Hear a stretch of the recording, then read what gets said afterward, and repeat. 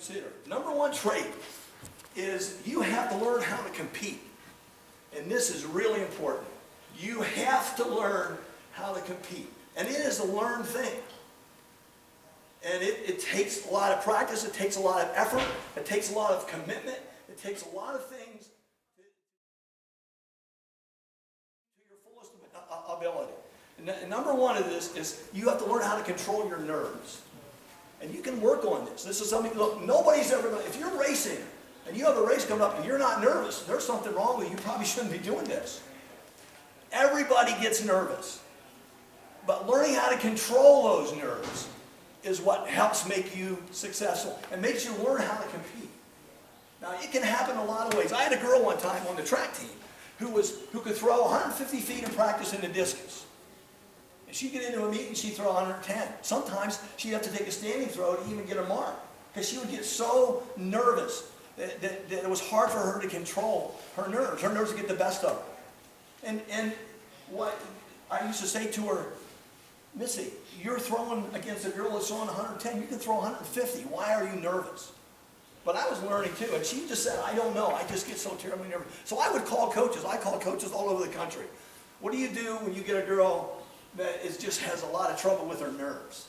And I had some amazing things that coaches said. One coach said, give her a piece of rope and have her tie knots. And just keep tying knots, and that'll relax her. And there's all kinds of things. She never did really get out of that, but she got better and better and better and better. And, you know, she set the school record in the discus. She set the school record in the shot put, which was just broken this last year. And it ended up doing pretty well. But she learned somewhat how to control her nerves. Now, a lot of guys that I coached and a lot of girls that I coached were even much better at that. They got to the point where they knew how to control nerves and make those nerves work for them instead of against them. You must learn how to run against the best. If you want to be the best, you've got to beat the best. So if you're going into a meet and you know you have to beat the other team's number 2 man or 2 girl, or number 1 man or 1 girl, whatever it is, you have to learn how to be able to compete against the very best. Competing against the very best should bring out the best in you. It should not bring out the worst in you. Part of that is knowing, okay, I'm going to run against the best. We're going to run against the best team. Now we have to control nerves and we have to learn how to compete against them. Is develop confidence. Develop confidence in yourself. And if you get this, you do this by what you do every day. You don't get this by what you do once in a while. Or you don't do this by what you get in to meet. You develop the confidence in yourself to do this over and over and over again and practice every day and every day and every day until finally you say, you know, I can do this. I can run with this group instead of dropping back to this group. Or I can run this time in my half-mile intervals or whatever. Okay, so you want to develop a confidence in yourself that you can do what you think you need to do to make your dreams come true. So have confidence in yourself. Develop a plan. Develop a plan. This, a lot of times, will help settle your nerves down if you have a plan. You know what you want to do before you start. So you have developed a plan. Let me give you an example. There was a swimmer named John Neighbor who swam the 1972 Olympic Games, and he swam the backstroke. And he got 2nd place. You know, which is good. Yeah, he's 2nd in the world. That's not bad. But he wanted to figure out what he needed to do to win in the 76 Olympic Games. So he developed a plan. He thought that he had to improve 4 seconds in the next 4 years. If he could improve 4 seconds, he thought he would be good enough to win the backstroke in the Olympic Games. So he broke it down. He said, if I work for the next 4 years, I have to improve 1 second a year. All of a sudden now it's not so daunting.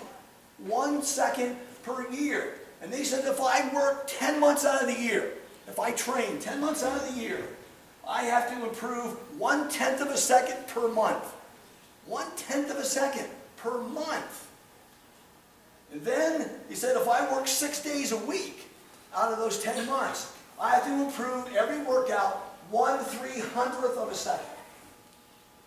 And then he said, if I break that down into every hour that I work, out of the 6 days a week, 10 months out of the year, over the next 4 years, I have to improve 1/200th of a second every workout. That's how, you know how much time that is? That's the time it takes you to blink. So if he went into practice and he improved 1/200th of a second every time he had a workout, the blink of an eye, in 4 years he would improve 4 seconds. Well, of course, if I'm telling you the story, you know he won the Olympic Games. He did. And he improved 4.2 or 3 seconds over those 4 years. But he had a plan. Your plan can be, okay, if I'm running the course, I want to know my mile split has to be, 6:45 or 5:45 or whatever it might be. That's a plan that you might have. But if you develop a plan, that helps you learn how to compete against people, against yourself. Really, in this sport, cross country, the person that you compete against the most and is the most hard is yourself. Because it's just, you are testing yourself every time you run. So the person that you are competing against the most is you. And the person that you have to win the most is the win over yourself. The next thing is, you have to learn how to relax. It's very hard to compete really at the top level if you can't relax. Again, the coach told me, tell the girl to tie ropes, to tie knots and ropes and things like that. Whatever it might be. It might be something, most kids today listen to music. That helps them relax and helps psych them up. I mean, it's almost impossible to go to a meet somewhere and not see everybody with earbuds in. Because that's something that helps them relax, gives them something to concentrate on, and puts them in a particular mood that they want to get into. But for you, it might be something different. But it should be something that you have that teaches you how to relax. That's something that you feel very comfortable with. Something, a game you play or something you do, some ritual that you have when you're warming up or whatever that teaches you how to relax. Just learn how to increase your concentration. And this is terribly important in cross country. If you're a football player, your average play takes 4 seconds. Well, it's not too hard to concentrate for 4 seconds. It'd be pretty bad not to be able to do that. But you guys and you girls, you have a different. You got to concentrate for 16 minutes or 17 minutes or 20 minutes or 22 minutes or 24 minutes or whatever it might be. That's hard. Because the whole time you're doing that, learning how to concentrate, you're teaching yourself not to let up, not to back off, not to relax, not to rest. That takes a lot of concentration. And it's very difficult to do.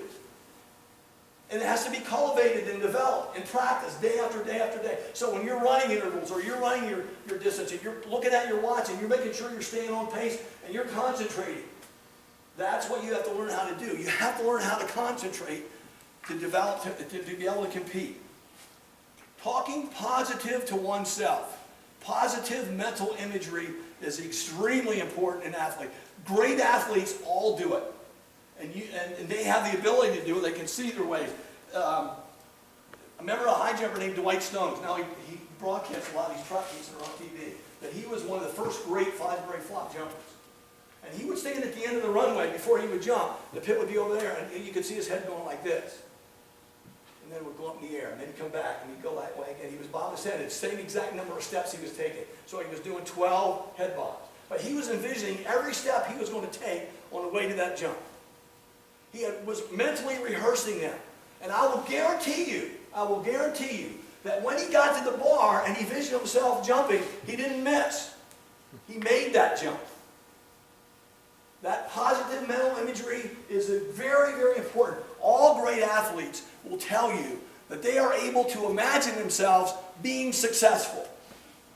So that positive energy, that's very important. I remember in and I can't remember the exact year, Tony Sandoval, who now is the head track and field and cross-country coach at Stanford University, one of the best programs in the country. When he ran the Olympic Trials Marathon in Buffalo, New York, he went over the course a number of times. And he said that when he got to the line, he knew exactly where he wanted to be at every mile point. That he rehearsed that so many times, not by necessarily running it 50 times, but by going over the course, by running parts of it. And he knew that between mile 18 and mile 20, he had to run at 9:24. Because that's where he was going to make his break. And that's where he thought the course suited him to do that. And the race came, he ran 9:26 in that 2-mile part. And he did win the trials. But by the time he got to the trials, he had envisioned himself running that so many times, over and over and over and over in his head, that it almost became automatic. That his body, his mind was just telling his body what it had to do. You know, raining or snowing or whatever it might be. Learning how to compete against the weather psychs out so many athletes. It's just incredible. When we won our last state championship for the girls team in 1997, we ran at Penn State. It was pouring. I mean, it was a deluge.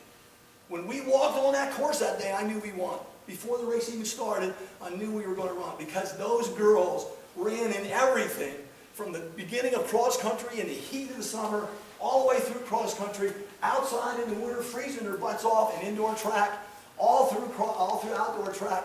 Weather did not bother them. I absolutely thought the worse the weather, the better our chances are. And it poured. I mean, it really, really poured. And they wanted to see me by about 80 points. So weather did not bother them. So learn how to compete. And that's the number one thing that I felt those champions did.